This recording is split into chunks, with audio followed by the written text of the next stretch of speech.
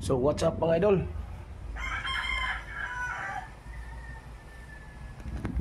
Naako diri sa sulod sa kong balay. Maling balay na ako mga idol. Okay, pagkuman akong laba. Ayan, aming labahan mga idol sa labas mga idol. Ayan.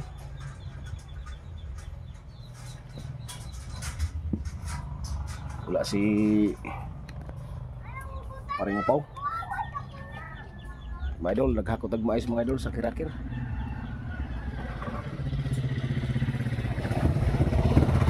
Kung kauban mga idol kay sud kayong dalan nito mga idol, kating dito. Grabe kalayo ang dalan sa kirakir mga idol. Naghakot sila ag mais.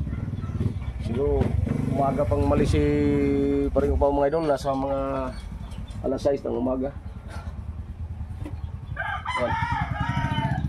Dito ako sa bahay mga idol, ako lang mag-isa.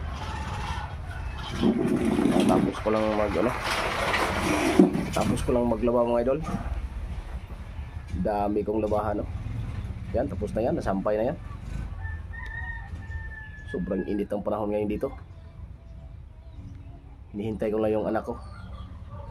Kasi half day lang sila ngayon sa school.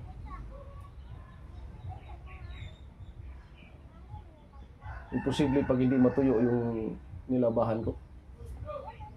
Dami niyan.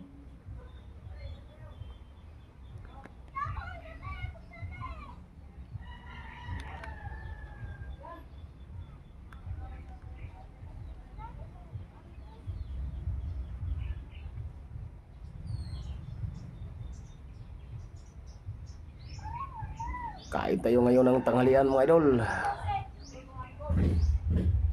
Kain tayo ngayon.